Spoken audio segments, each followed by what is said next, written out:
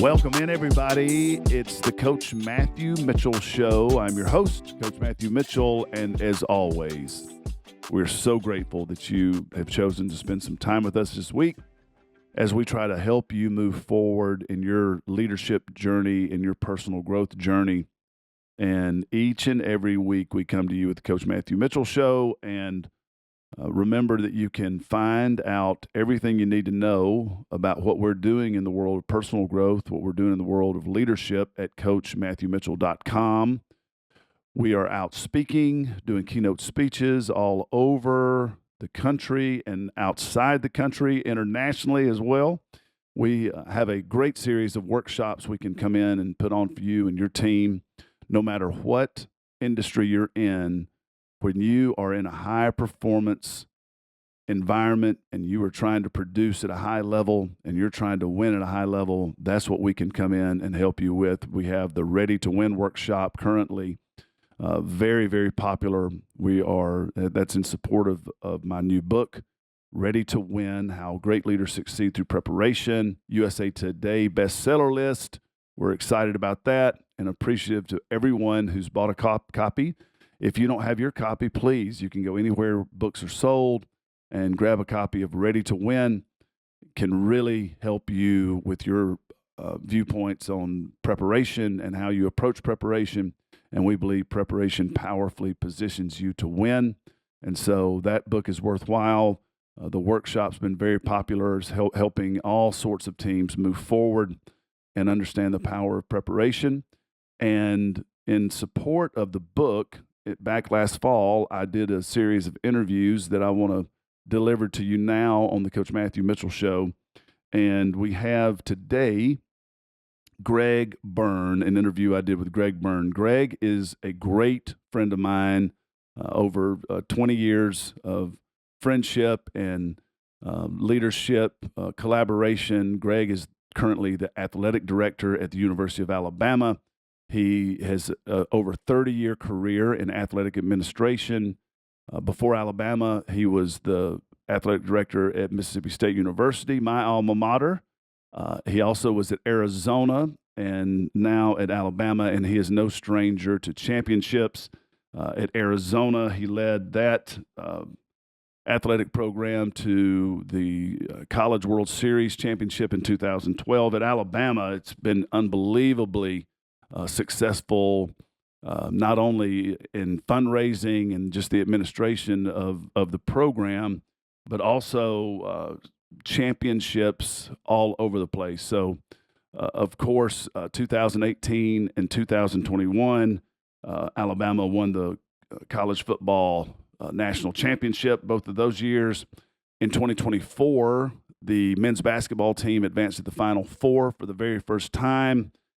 Incredible accomplishment, and Southeastern Conference titles all over the place. Football, men's basketball, softball, women's soccer, men's cross country, women's cross country, gymnastics, and men's indoor track and field. So a long, long list of success. We have a great conversation about leadership and about the power of preparation.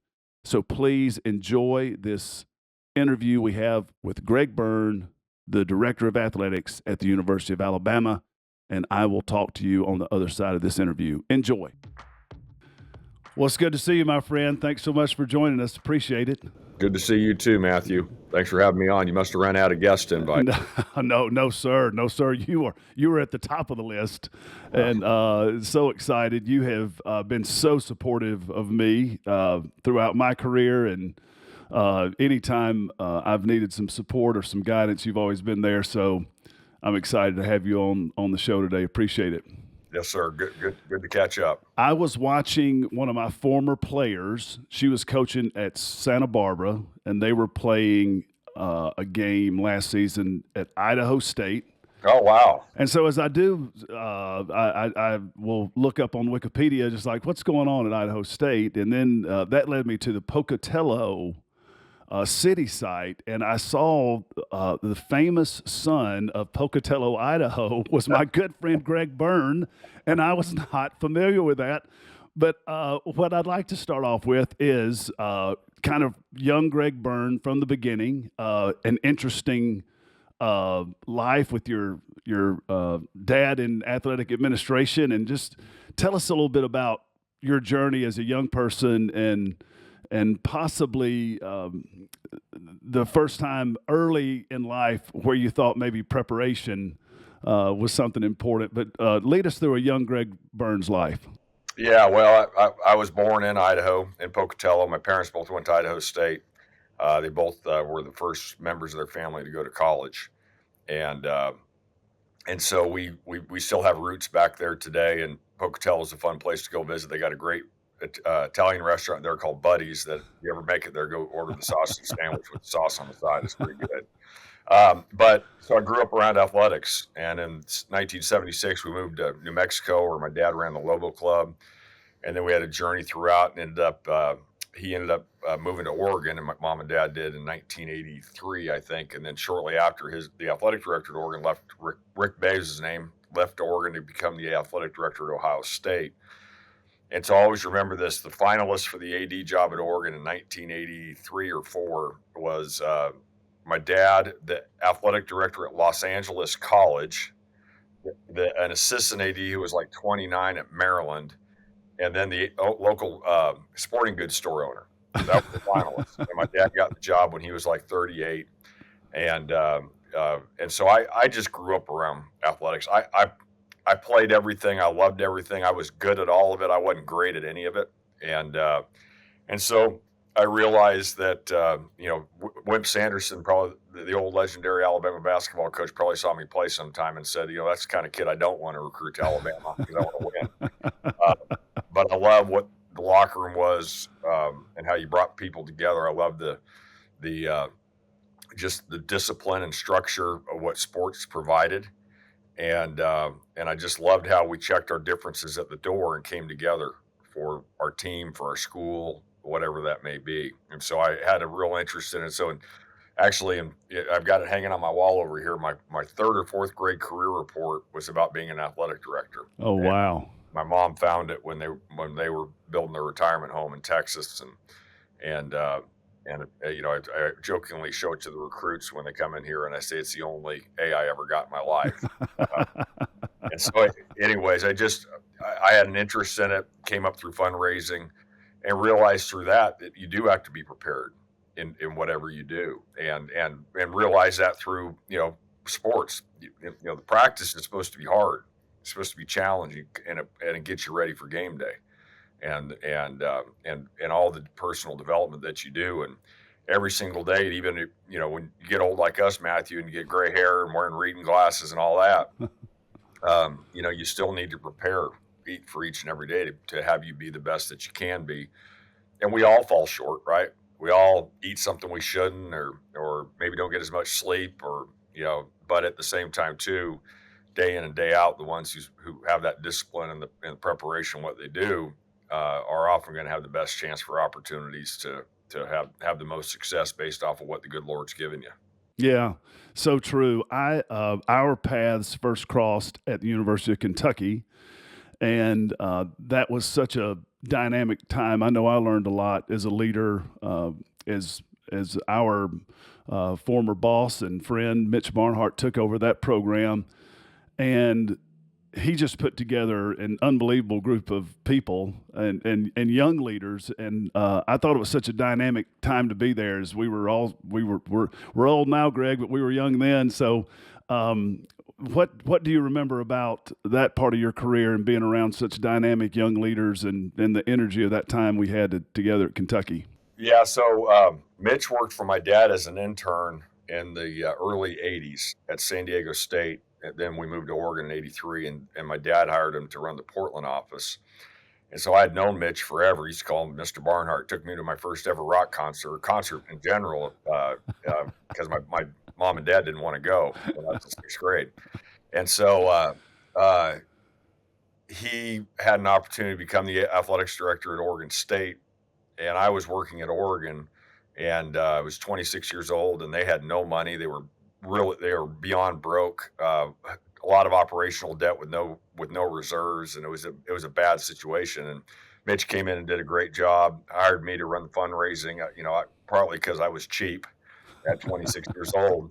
And then he got the Kentucky job from there and took me with him. That got me introduced to the Southeastern Conference and met you and Coach Butts and so many people at Kentucky. And then he brought in Rob Mullins to be a CFO and deputy AD and brought in Scott Strickland as the media relations director, SID, and John Cohen. We hired him as the baseball coach, and Mitch did, and really had a heck of a lineup. And then even after I left, we hired Mark Coyle, who's now the AD at Minnesota, and to replace me. And it was really a special time. And it was looking at doing things probably a little different than what they'd done historically at Kentucky. And they'd had some great people. C.M. Newton was a really good athletic director there, and former Alabama men's basketball coach. And so it was a few things. One, I got introduced to the SEC. Mitch came back to the SEC, and once you get in this conference, you're like, this is such a special place. And we got to be around incredible leaders, whether it was Mike Slive, the different ADs at the different schools, and you got to learn how Mitch did things, how others did things, and you got to learn and grow who you were as a leader and see what works and what doesn't. Right, because we all have to do it our own different way based off of what our skills are, and it was really a special time. A lot of sports at Kentucky that maybe hadn't been historically that strong got a lot better, and one of the things Mitch does so well, which there's a lot of things, his genuine care for the student athletes is as strong as any AD in the country, and I think I'm pretty good at that, right? I care about our kids. I care about our coaches. I care about our staff, and try to walk that walk every single day the best I can. But Mitch is the best at knowing all the kids, knowing what their schedules are, every detail that he can, and we all do, right? I didn't go down to Florida, but I was watching our soccer team last night down playing in the SEC tournament. Had a good win against Vanderbilt, and making sure that your coaches know that what they do is important, that we care about them, and that we care about not only their success on the scoreboard, but we care about their successes off the fields and courts and pools and everything else as well. And I learned that from him, and got to watch some really, really good, talented people. Rob's the AD at Oregon now, right? I'm really fortunate to be at Alabama, and Scott's at Florida. When I left Kentucky, ended up eventually at Mississippi State, and I became their AD. When I got promoted at Mississippi State, Scott was the first person I hired to replace me. And then when I left to Arizona, Scott became the AD at Mississippi State, and now has been at Florida for the last, I think, 8+ years. Yeah. So it was really a remarkable group of people, and it shows you the importance of having relationships. And I can still call Scott and Mitch and anybody else and talk to them and say, hey, we're going through this. Tell me what you think, and so you can learn and grow from one another. And those genuine relationships certainly help a lot. Well, another interesting twist in our relationship was you did your opportunity at Mississippi State, my alma mater, and I'd love for you to share with our audience the exercise you put me through. You were AD at State, and I was at my parents' house about 30 minutes away, and I had an opportunity to interview for the Kentucky job, and the candidates were I was sort of like that candidate pool your dad had at Oregon. I was sort of like the sporting goods store owner was kind of what I was coming in as the coach at Morehead State. But you put me through an exercise, and you said, listen, we're going to get you ready for this interview. And it was everything from A to Z. And if you can just talk to us a little bit about how that's great to just take some time to think through whether you're getting ready for a job or you are approaching a big challenge. I just thought that was so powerful, and I felt so prepared for that interview, and obviously got the job, and I've always appreciated that meeting we had at your house in Starkville that night. Well, I appreciate it. I do remember you coming over that night. I do remember us going through that, but I've always and Matthew, it's amazing how few of and I tell our entire, when we have an all staff meeting, I'll say, listen, if you want to talk about your career sometime, come see me, right? because I had people give me opportunities like Mitch. And one of the things, as the AD or the head coach, you can't be all things to all people. And sometimes somebody may have aspirations. We all have a ceiling, right? I've been fortunate to get to my ceiling and hopefully not screw it up too bad when I've gotten there. Um, but I think it's important when you get in leadership roles to take the time to give back. And so you sometimes assume that people are going to understand the thought process of what it takes to be prepared for different situations. And in reality, until you go through those, you want to do your very best to anticipate, right? But until you go through there, you're never going to fully understand it. So you and I sat down, and what I've always said to coaches when I talk to them, walk me through how you're going to handle them. Handle everything A to Z, like you said, academics to zone defense, right? Yeah. And everything in between. And have thought processes there, and also understand your audience. When I became the AD at Mississippi State, I interviewed, my president was a guy named Doc Fogelsong, retired 4-star general, and really smart man. And everything for him was going to be in condensed time frames. That's how I understood how he operated. So when I sat down to talk with him, and I was told that probably I wasn't going to be given like 2 days notice. It was like, hey, what are you doing in 2 hours? Can you be here? And when I thought it may be happening, I was trying to keep my schedule open. But I had a 12-page document, mostly of bullet points, and basically was the plan. And one of the things I always say to people is, how do you separate yourself from your competition? What are you doing to do that on a daily basis? And one of the ideas that I had, probably the only original idea I've ever had, is when I sat down with Doc Fogelsong, I had every sport at Mississippi State listed, and I had a short list of 3 to 4 coaches that if our coach got hit by a bus, so to speak, that I thought, hey, this could be the coach. All right. And so it gave me a guideline and some thoughts for Doc Fogelsong to realize I wasn't just thinking about today, I was thinking about the future. And listen, I don't want to change coaches. I want stability in our coaching staffs. I want, you're dealing with people's livelihoods and their families and all the different things. And so disruption is often not a good thing. You only make a change in coaches when it's the right thing for the long-term health of the program. That's it. And so, and that could be a lot of different reasons for what that health is. But I felt like hopefully when you and I sat down and we got a chance to walk through that helped prepare you. The other thing, to be honest, is it also helps me to do a better job in the interview process, right? Yeah. We hired Dan Mullen at Mississippi State. I was 36 years old. Dan was 35. I'd never met him before. And we meet at 9:30 at night at the Embassy Suites in Buckhead, and I hired him basically at 2:30 that morning. That's a short time frame to make a decision. So you want to make sure that 5 hours you have, or 4 hours, whatever the time frames are, you make the most of it. You ask the questions that you need to ask because, for instance, when Coach Saban retired in January, I knew because of the transfer portal, we didn't have 2 weeks to do this. We had to get it done, and we got it done in 49 hours. And so when I sat down with Coach DeBoer and I brought Regina with me, and she was talking with Nicole, and we were all together for a while too. That was a really important time frame. And then hopefully every time I've gone through an interview process, I've gotten better myself. And that's the attitude you got to have on a daily basis with what you do, is to continue to improve at what you do. Yeah, so true. And you leave Mississippi State and have a very good career at Arizona and accomplish a lot. And now you go to Alabama, and I know our audience is there's some obvious questions they're going to want me to ask you about Alabama, but let's just start with Alabama. Very dynamic, comprehensive. The football's the huge gets a lot of the spotlight, but it's the engine that pulls the train. Yeah, but you've got so much going on with championship level softball. Gymnastics is wildly popular. Your men's basketball team went to the Final Four.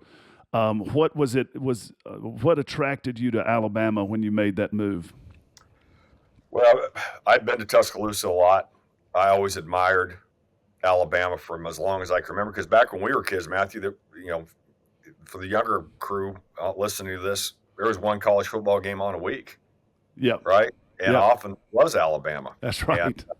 and so even though I was living out west, but I remember watching Alabama for me as a young child and just having an admiration for Coach Bryant and everything it meant. And so when Coach Battle was stepping down as AD and retiring, they, for whatever reason, they had me on the radar screen because I'd been in the SEC. We used to live in Starkville, 75 miles away from here. Yep. I always say, like when we hired Kalen, when we hired Nate Oates, I told both of them, I said, you got to have some people on your staff that know what sweet tea and grits are, right? That's right. That's And, right. and so I already had consumed plenty of both in my life. And so we came here and it's just been a real honor. I mean, it's been an honor to be at such an incredible institution.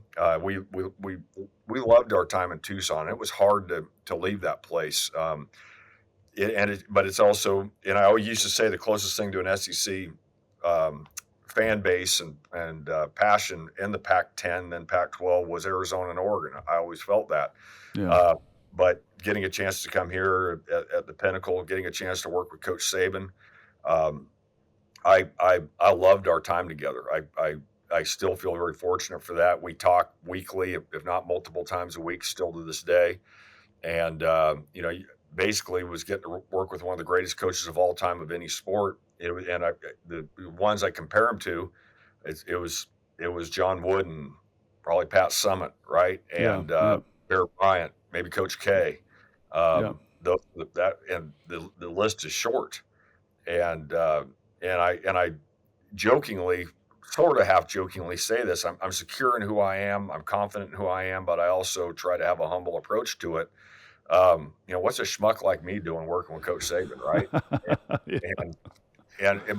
the things I learned so much working with him. Here he was. I always said 5, 6, 7 years ago, I said his last day as the head football coach at the University of Alabama, he will put a full day in. I know firsthand he did. Because I was with him on his last day. I was with him the day before he was going through his decision-making process. And one of the many things I was always really impressed with him. He was extremely respectful of chain of command. And part of it is he knew we would be more efficient if he and I would talk about whatever the things we needed to talk about. He knew I was the conduit with the president. I was conduit with the board, and it taught me that, hey, let's stay focused on making sure we're being efficient in our communication and what we're doing on a daily basis. And the ones who get his focus and not getting distracted was one of his extreme strengths. I still in my decision making and what I do based off of who I am, he's in the front of my mind regularly just because of the admiration I have for him. There's millions of us that observed it from the outside, his tremendous focus, what seemed to be real discipline, a commitment to preparation. You had that front row seat. And can you just give us one inside look that maybe people don't know about Coach Saban that really made him on the Mount Rushmore of all athletics, just incredible coach? Well, I talked about, I think just the ability to block out the distractions, right? He was the most organized, detailed person I've ever been around, and I don't know who's second. And not only did he talk about that, he walked that walk himself. I mean, he lives around the corner from me, and I can tell you almost to the minute what time he'd be leaving his house every single day. And that, where he just, I've told this story a few times. We were down in his office one day during the season during lunchtime, and we were talking about everything we were talking about. And he's eating a salad that's been pretty famous, that he had his 2 Little Debbies and his coffee, and then he had a salad at lunch. And one time I just said to him, I said, man, do you ever want to have something different for lunch? And he looked at me and he just said, Greg, some people see food as an enjoyment in life. He said, I see it as fuel. And he said, just one less distraction, basically. And that's what just He didn't get caught up. You saw him wear the same thing to practice every day, right? He Yeah. didn't get caught up in thinking about things that were going to take him away from the main task at hand. That was to coach the football team and develop the guys on our team and go through the process that he would often talk about to allow the opportunity to have success. Well, amazing. I had the good fortune of being with you last December, and we were just talking about. We, we knew Coach Saban was closer to the end than the beginning. We didn't know when he was going to go, but you were talking to me about how focused you had to be and knowing who the next person, and you had to be ready to go. And I was so amazed about 1 month later, you were in it, and now you had to get it done.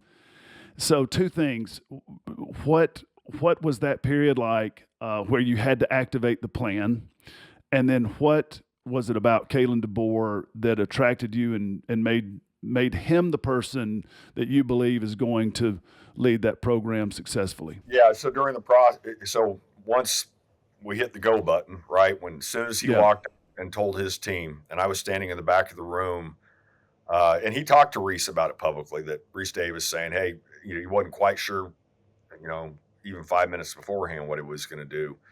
And I just told him, I said, "Coach, if you start doing your retirement speech," and I had walked him through what the plan was, and I just said, as soon as you say I'm retiring, that I'm coming up on the stage right after you, and I'm going to ask the team for 72 hours, nobody go in the transfer portal, and Alabama's who Alabama is, and we are not changing, and because of the incredible foundation and program that he and Miss Terry and everybody built, um, and so I knew at that point I had to block out the distractions. And so we had everything. We had a plan. We had a 30-some page document, basically minute by minute, how we were going to handle the team, how we were going to handle recruits, how we were going to handle families, how we were going to handle public comment. I sent out 2 tweets. We had already written those, being prepared for them. Figured Coach Saban wasn't going to have a press conference that day, but we wanted to be prepared just in case he did. Right? That was his decision on what he wanted to do. And he knew we didn't want him to retire, but he also knew, and I told him this a couple of times. I said, "We don't want you to, but you also deserve the right to retire." And we were yeah, going to support him every way and Miss Terry every way that we could. And so, as you can imagine, Matthew, the pool was very shallow. And so Kalen was somebody I'd been watching for couple years. A guy named Jeff Tedford, who I have great respect for, who was the head football coach at Fresno, uh, hired Kalen as his offensive coordinator. He actually coached here in 2017 when we played Fresno. Kalen was the OC. And so when I would talk to Tedford maybe once a year or every 18 months, I just worked him into the conversation, not knowing. I said, "Hey, man, tell me about this Kalen DeBoer guy." And so I'm sitting here right where I'm at right now, and I was writing notes and keeping track of. And Chris Peterson, the former head coach at Washington, who he and I have been friends for 30 years, he and I would talk a couple times a year, and I'd say, "Hey, Pete, tell me about Kalen DeBoer," and God, he just would rave about him. And so, one of the things when you go through any transition, but especially something of this magnitude, you got to have somebody that you can talk to, or people that you can talk to that doesn't have a dog in the hunt, right? No offense to agents, I understand their role, but they wanted to get their client the job. Okay, I talked to an agent one time who was mad at me because I wasn't talking to his client, and the team was terrible, and he made me feel like because I was missing out on the next Vince Lombardi or Nick Saban. And I'm like, "Come on, man, are you serious?" And yeah, so, listen, I want to talk to people that didn't have any interest in personal gain through this, that just wanted to give somebody that I trusted good feedback, and that was important. Obviously, talked to Coach Saban through that process, and he was incredible, like he always is. But then when we sat in front of Kalen and Nicole in Seattle the very next morning, uh, they were incredible. They were just great. Had a vision. When I asked him, "How do you feel to be the guy to replace the man?" And he said, "There's only one person that's ever going to get to replace Nick Saban. What a challenge. What an opportunity." And I wanted somebody that was going to respect Alabama, respect Coach Saban, Miss Terry, but also be confident in who they were as a coach.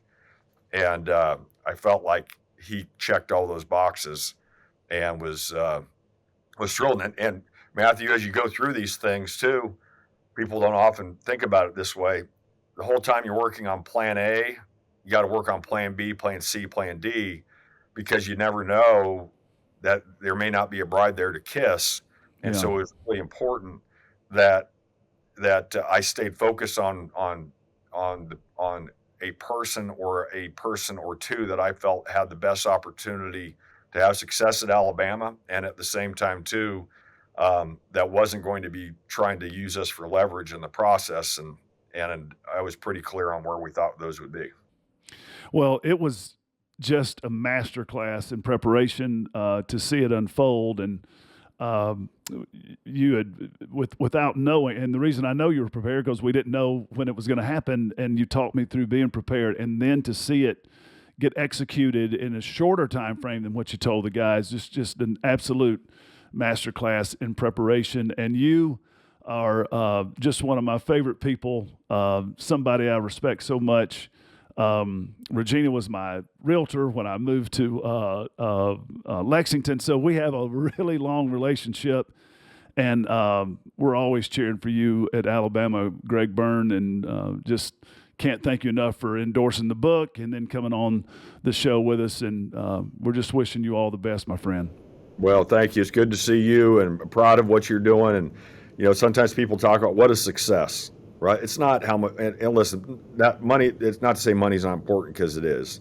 It's not the kind of car you drive. It's not the house that you live in. It's whether you're making a difference in people's lives. And Matthew, you've always been one that has been such a positive force. You cared about the kids who have played for you. You bring such positive energy and enthusiasm to what takes place, and that's contagious, right? But you want to talk about being successful. Matthew Mitchell's that dude's successful. So I'm proud to call you my friend. Thank you so much, Greg. We appreciate it, and we'll catch up sometime, and we'll do this again. Same, yeah. Thanks so much. Roll Tide. Roll Tide. Thanks, buddy.